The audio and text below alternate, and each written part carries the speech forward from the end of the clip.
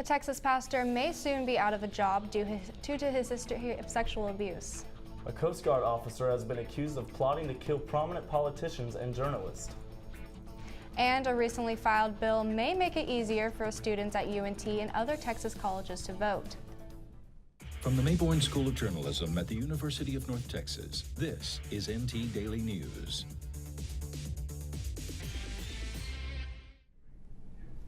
Bolivar Baptist Church in Sanger was one of 3 North Texas churches put on notice by Southern Baptist Convention.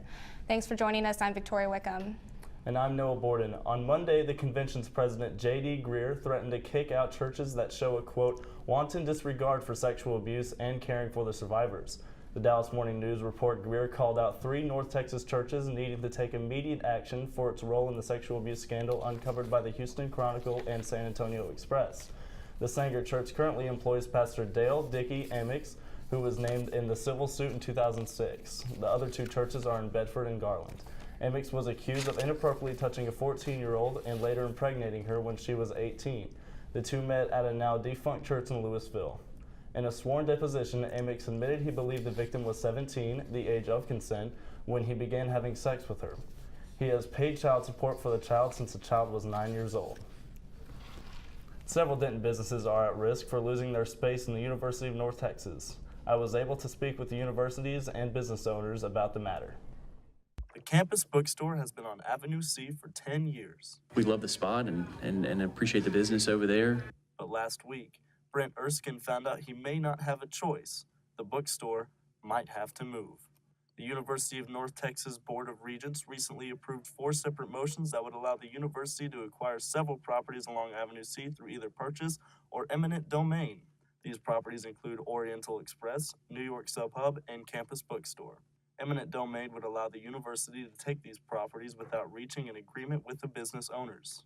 We understand that the university has plans. They have a agenda that they have to achieve as well, and you know, we'll see how the process works. We're hopeful that the university will respect the fact that we not only own the property, but that we have businesses there, and we have families to support, and hopefully they'll be respectful of that.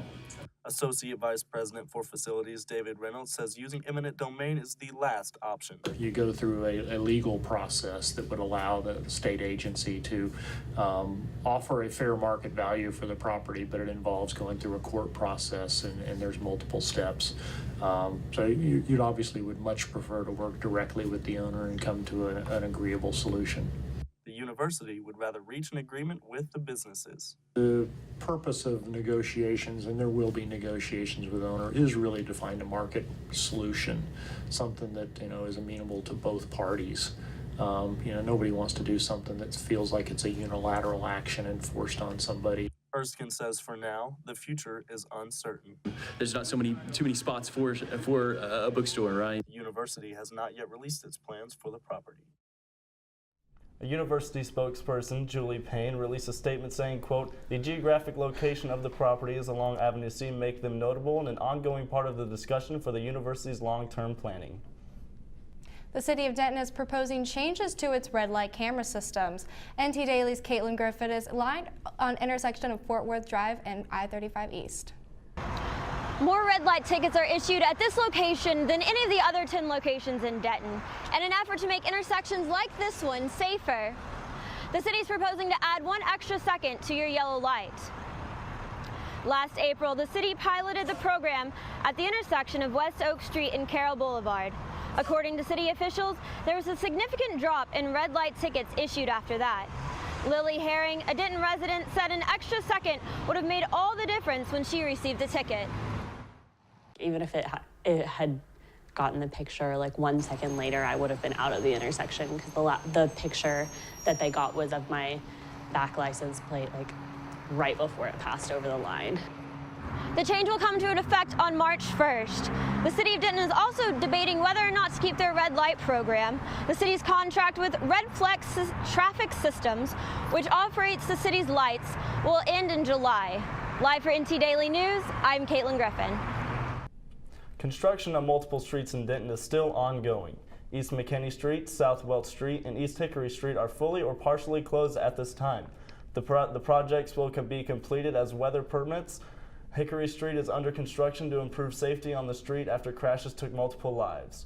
One of those killed on Hickory Street was honored with a musical fest last weekend.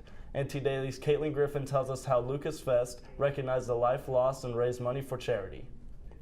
He had the biggest heart in the world. You would never see that kid with a frown on his face. He always tried to make people smile. I miss him every day. Charlie Tucker celebrated what would have been his brother's 26th birthday with Lucas Fest on Saturday. The music festival named in Lucas Tucker's honor came nearly a year after the UNT student's death.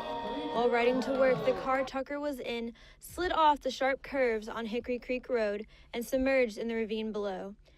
The family pushed for improvements months before the same stretch of road took the lives of 2 teenage brothers. Now, with the city promising changes, they can focus on honoring Lucas the best way they know how. But no, tonight was very successful. We had our friends come out, our friends' friends come out. It was really beautiful to see so many people all come together in one spot just to celebrate his life, celebrate who he was.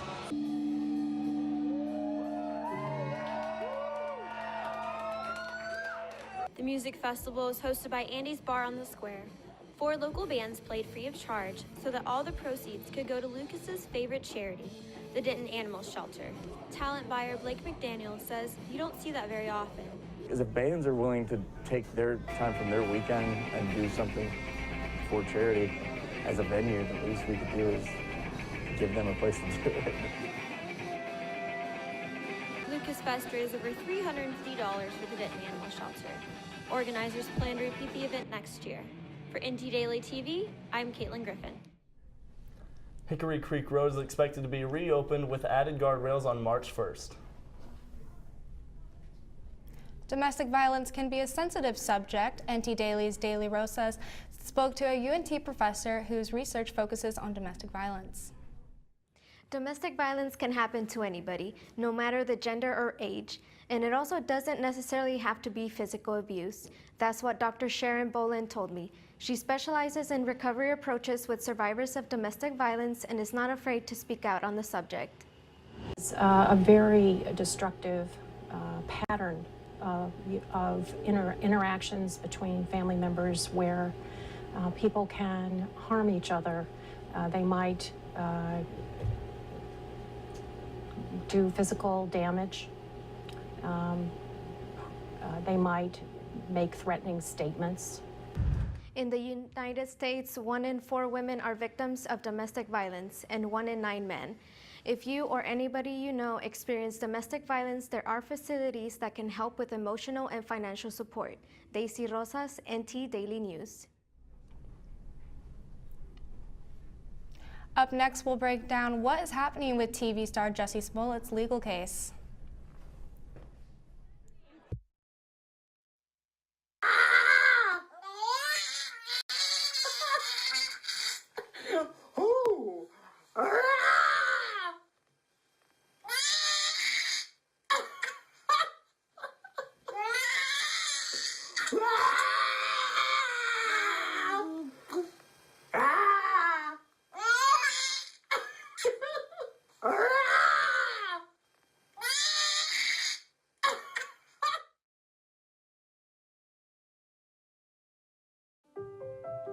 So we were walking to school. I started thinking about lunch. Mom packed me turkey and cheese. She's I really want smart. cheese pizza. Sometimes her mind wanders. We should have a sleepover. I remember saying, Laura? I think I heard Mom say something. The sign says don't walk. Sometimes it's so overwhelming. I really hope she doesn't I have really another hope I bad don't day have another at bad day at today. school today. When you can see learning and attention issues from their side, you can be on their side. Go to understood.org, a free online resource with support and tools to help your child thrive. Marie, you have prediabetes. Prediabetes? I don't have time to eat right or exercise. I'm a busy mom. Oh, you're a busy mom. Yeah. This is great news. Busy moms never get prediabetes. Wait, what? I mean, yeah, this is all the people at risk for prediabetes, and way over here, busy moms. No?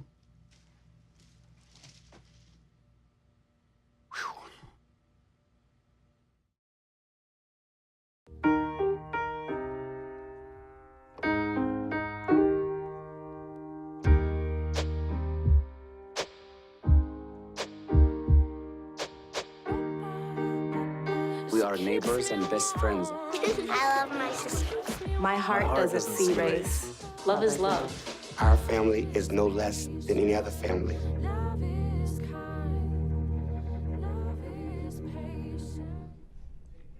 This morning, Empire actor Jussie Smollett turned himself in after being charged with a felony for falsifying a police report. Last month, Smollett went to the police with scratches and bruises on his face. He claimed to be the victim of a hate crime. According to Chicago police, further investigation showed the attack was staged. How can an individual who's been embraced by the city of Chicago turn around and slap everyone in this city in the face by making these false claims? Bogus police reports cause real harm. They do harm to every legitimate victim who's in need of support by police and investigators, as well as the citizens of this city. Police say Smollett paid two brothers over $3,000 to pose as attackers. The brothers are shown here in security footage buying masks and sunglasses. Smollett's bond is currently set at $100,000. In a recent speech, Vladimir Putin made threats suggesting Russia will target the U.S. with missiles if nuclear weapons are put back in Europe. CNN's Fred Pleitgen has the story. Russian President Vladimir Putin threatening to target Washington, D.C. with nuclear weapons if the U.S. deploys medium-range nukes in Europe. The thinly veiled threat coming during Putin's annual speech to Russian lawmakers. Russia will be forced to create and develop weapons which can be used not only toward those territories from which threats may be directed at us, but also toward those territories with centers of decision-making in employing rocket systems that are threatening to us. Putin ripped into the U.S. for pulling out of the treaty banning intermediate-range nuclear weapons. The U.S. and its allies say Russia breached the deal, secretly developing and deploying medium-range nuclear-capable missiles. Putin also announcing a new hypersonic weapon he says will be deployed soon. Can they count? I'm sure they can. Let them count the speed and the range of the advanced weapons we are developing. We ask them just one thing: do the calculation first, and only then make decisions that can create additional serious threats for our country, which of course will lead to retaliatory actions from Russia. Putin claiming Russia wants better relations with the U.S., but saying Washington needs to take the first step. But Moscow isn't hopeful, a senior Russian lawmaker blasting remarks by former Deputy FBI Director Andrew McCabe, saying President Trump could be a Kremlin asset. All this nonsense about President Trump, I think, shows that there is some kind of deep psychological crisis back in Washington. I mean, you know, when former state officials suggest that American president can be a danger to Russia, I think it says something wrong about the mood in the United States. Vladimir Putin says Russia doesn't want a confrontation with the West and would only retaliate if attacked. But Moscow is ramping up its arsenal and its rhetoric as relations with the U.S. continue to sour. Fred Pleitgen, CNN, Moscow. The president has not responded to the threats at this time. A U.S. Navy admiral met with Colombian Army in Florida to discuss sending humanitarian aid to Venezuela. The U.S. and Colombian government are attempting to work together with Venezuela's interim government as the re-election of Nicolas Maduro continues to go unrecognized. On Saturday, an attempt will be made to send aid from the Colombian border into Venezuela. At this time, Maduro vows to stop the delivery of aid, while interim President Juan Guaido has guaranteed it will be delivered this weekend. A U.S. Coast Guard lieutenant allegedly had plans to kill 2020 presidential candidates, famous journalists, and prominent lawmakers with over 1,000 rounds of ammunition. CNN's Jessica Snyder reports that what police discovered. Court documents providing chilling details about a Coast Guard lieutenant who prosecutors say hoped to murder innocent civilians on a scale rarely seen in this country before being arrested in Maryland last week. 49-year-old Christopher Hasson is facing federal charges of illegal possession of a firearm and possession of a controlled substance. But prosecutors say these charges are just the tip of the iceberg, writing, "The defendant is a domestic terrorist bent on committing acts dangerous to human life that are intended to affect government conduct." Investigators say they found this hit list on Hasson's computer, containing names of prominent Democrats, including House Speaker Nancy Pelosi, Senate Minority Leader Chuck Schumer, and Representative Alexandria Ocasio-Cortez, as well as a number of 2020 Democratic candidates, including Senators Kamala Harris, Cory Booker, and Kirsten Gillibrand. The list also containing the names of several journalists from CNN and MSNBC. Federal agents say they found 15 firearms and more than 1,000 rounds of ammunition in Hasson's Maryland apartment, in addition to a stockpile of steroids the government says Hasson was using to increase his ability to conduct attacks. In emails outlined in court filings, Hasson calls himself a white nationalist and was inspired by a manifesto written by Anders Breivik, a Norwegian terrorist convicted of killing 77 people in 2011. Prosecutors say roughly a month before his arrest, Hasson Googled topics including, "Are Supreme Court justices protected?" "Where do most senators live in D.C.?" and "Civil war if Trump impeached." Hasson was expected to make his first appearance in court today. Details of the appearance are not known at this time. 24-year-old Hoda Muthana left Alabama to go to Syria and join ISIS. Now she's written a letter asking to come home, and a prominent Islamic figure in the state says he would welcome her back with open hearts. I know her family, I know her brothers, I know her father very well, and it was very disheartening to see that somebody from our community would fall into such a trap. We would welcome her with open hearts. Because if God can forgive us for all the bad things that we do, worse than what Huda would have done, then we are in no position not to forgive those who want to return back to proper Islamic and American values. Muthana traveled to Syria over 4 years ago. During that time, she married 3 ISIS members and promoted the killing of Americans on Twitter. Up next, we'll tell you how Denton PD plans to educate the community on drunk driving. I see you mobbing over her. Let's go. Let's mob. Let's crawl. Let's crawl.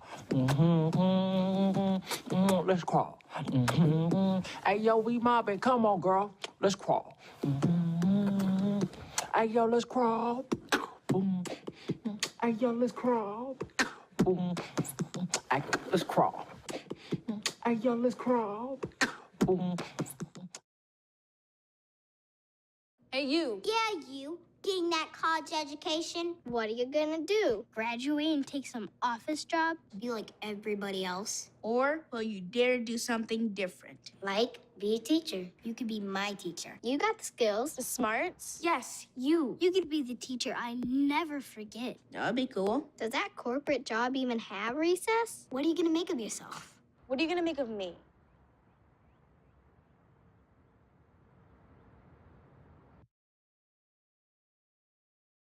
Well, Thomas, you've got pre-diabetes.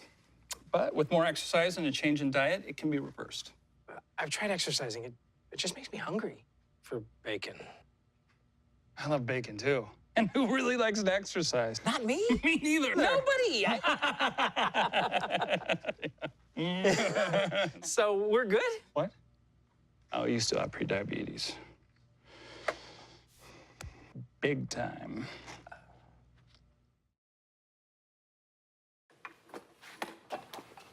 Did you hear about the pony with a sore throat? He was a little horse. Can I tell you a cat joke? Just kidding. Why couldn't the Why was the basketball court all wet? Why? Because the players kept dribbling all over it. Where did cats go on vacation? New York.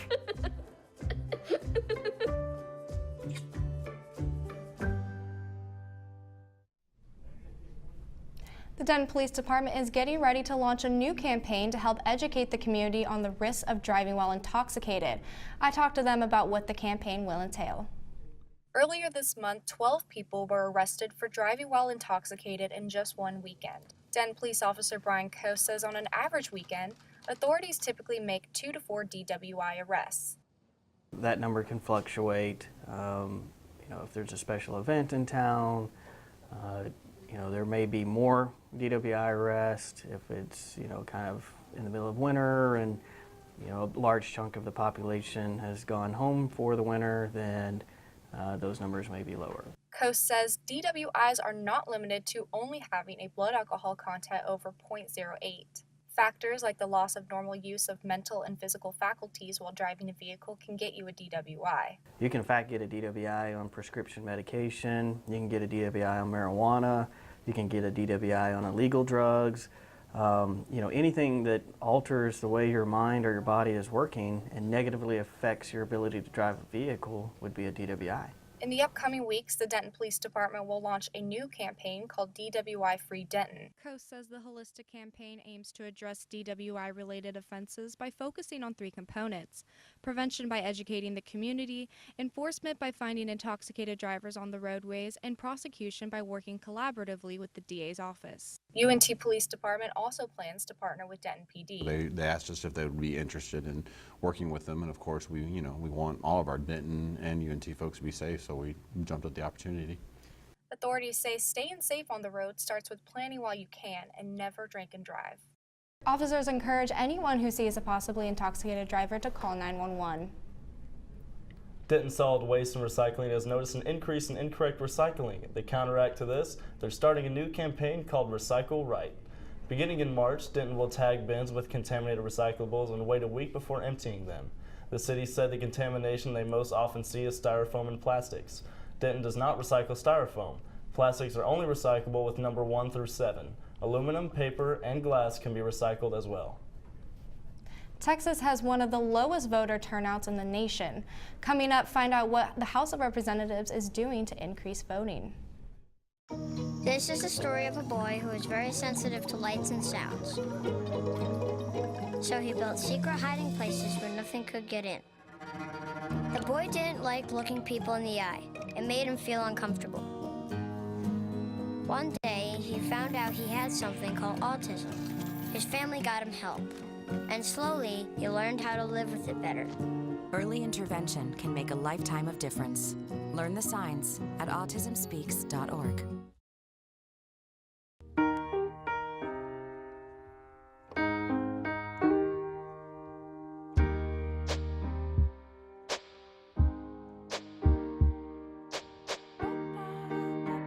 We are neighbors and best friends. I love my sister. My heart doesn't see race. Love is love. Our family is no less than any other family.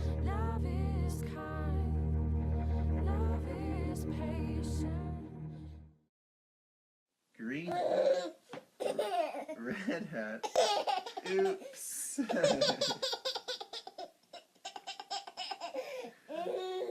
Red shirt, blue shirt, yellow shirt. Oops. Yellow pants, red pants, green pants. Oops.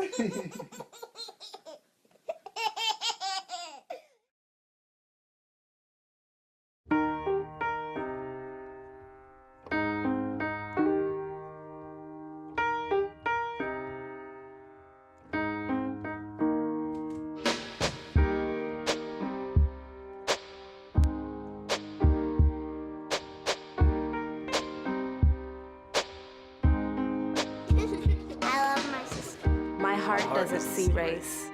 Love is love.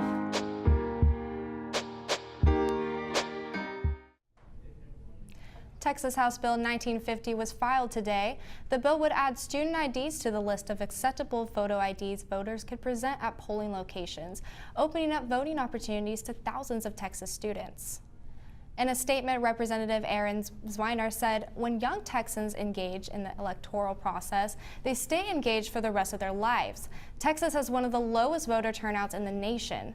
Let's fix that by removing unnecessary barriers between our university students and the ballot box. Our democracy is precious, but it's dependent on healthy participation. Texas has the opportunity to celebrate and protect our democratic traditions by making it more accessible. Southwest Airlines is calculating how much money it lost during the partial government shutdown last month, and the number is much larger than expected.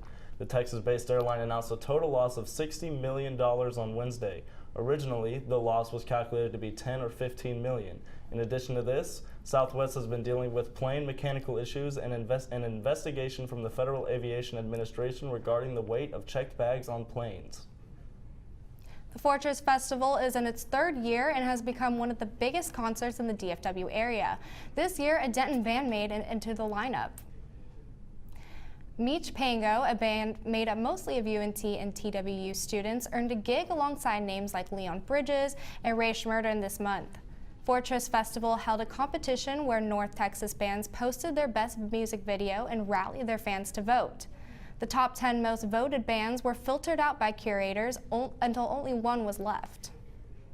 Whenever we first signed up for it, we campaigned for it really hard and we got a lot of votes, and we kind of stopped pushing it as our main focus, and then we dropped down to 7th or 8th or something like that. And then the day before it ended, we just campaigned super hard again and then got back to I don't know, 5th or 6th place or something like that. And then the next day they just told us we won, so it was kind of just surreal. Meech Pango is excited about the opportunity to be included in a world-class lineup and hopes it will help push their new album that is releasing soon.